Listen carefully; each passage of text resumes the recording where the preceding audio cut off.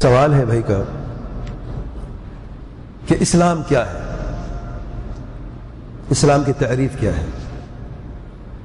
ہم یہ تو جانتے ہیں کہ دین اسلام حق دین ہے اور ہر مسلمان پر فرض ہے کہ جب اس نے کہا کہ میں مسلمان ہوں کہ اب وہ اسلام کو جانے کہ اسلام ہے کیا؟ پہلا سوال میرا ہے اس سوال کے جواب میں، کیا ہم جانتے ہیں کہ اسلام کیا ہے؟ ہم مسلمان ہیں نا، ہم میں سے کتنے مسلمان ہیں جو یہ جانتے ہیں کہ اسلام کیا ہے؟ جواب آپ سوچ لیں، اب میں جواب آپ کو دیتا ہوں کہ اسلام کیا ہے۔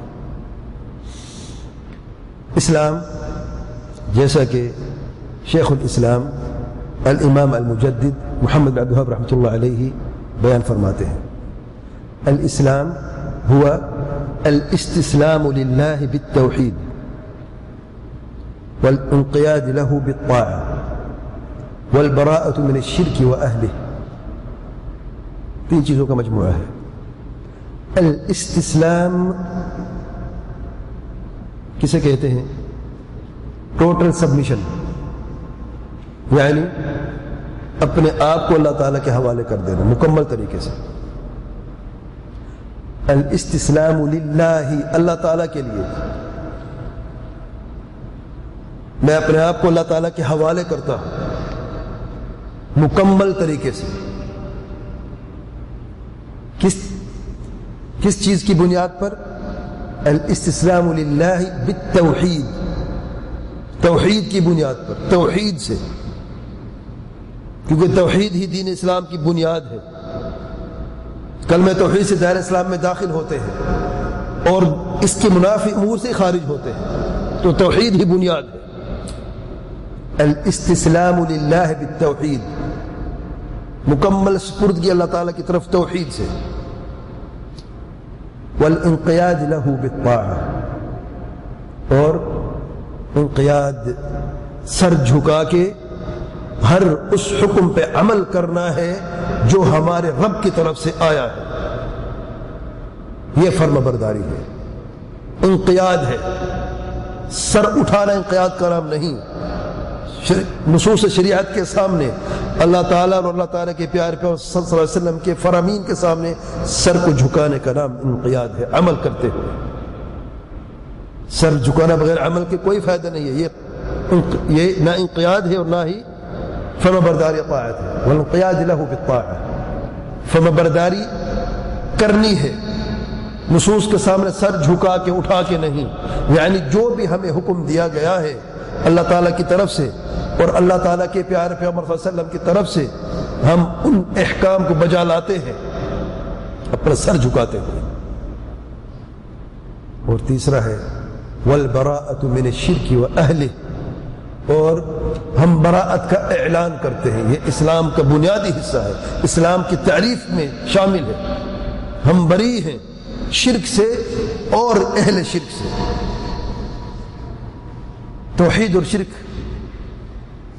ایک وقت ایک جگہ پر جمع نہیں ہو سکتے، جیسا کہ دن اور رات جمع نہیں ہو سکتے، توحید کا نور اور شرک کی ظلمت جمع نہیں ہو سکتی۔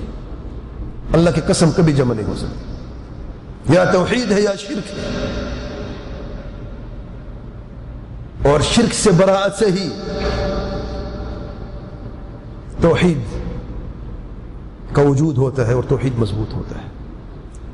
شرک سے برات تو ہے، شرک تو نہیں کیا، اہل شرک سے میرا کیا تعلق ہے؟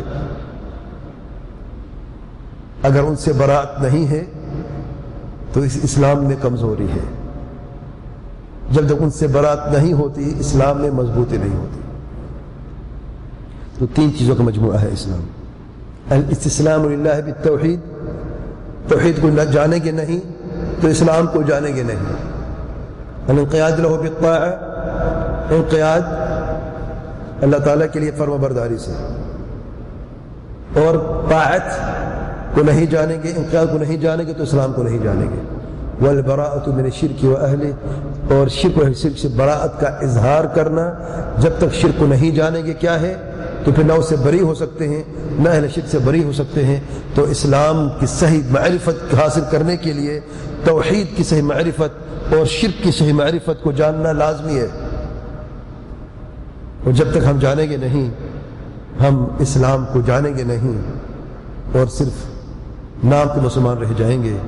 کام کے تب بنیں گے جب اسلام کو ہم صحیح طریقے سے جانیں گے، اور یہ ممکن نہیں بغیر علم کے. اس لیے مسلمان کبھی جاہل نہیں ہو سکتا. مسلمان جو صحیح مسلمان ہے، جو سچا مسلمان ہے، وہ جاہل نہیں ہو سکتا، کیونکہ سب سے پہلے وحی جو نازل ہوئی ہے اللہ تعالیٰ کے پیارے پیغمبر صلی اللہ علیہ وسلم پر کیا ہے؟ اقرأ بسم ربک الذی خلق. اقرأ، یہ امت ہے، اقرأ کی امت ہے جس پر سب سے پہلے حکم فعل امر سے آیا ہے. اقرأ، پڑھو اے میرے پیارے پیغمبر صلی اللہ علیہ وسلم، اور یہ پیغام تمہاری امت کے لیے بھی، وہ بھی پڑھیں اپنے رب کے نام سے. اور جو سب سے پہلے ہم نے پڑھنا ہے وہ کیا پڑھنا ہے؟ اللہ تعالیٰ کا حق کیا ہے دین اسلام میں، توحید کیا ہے. اور توحید ضد ہے شرک. شرک کیا ہے؟ توحید پہ عمل کرنا ہے سمجھنے کے ساتھ، شرک سے دوری اختیار کرنا ہے سمجھنے کے ساتھ، جاننے کے ساتھ. اہل توحید سے محبت ہے اور اہل شرک سے بغض و نفرت ہے. اہل توحید کے ہم دوست ہیں اور اہل شرک سے ہم برات کا اظہار کرتے ہیں. واللہ اعلم. سبحانک اللہم و بحمدک، اشہد ان لا الہ الا انت، استغفرک و اتوب الیک.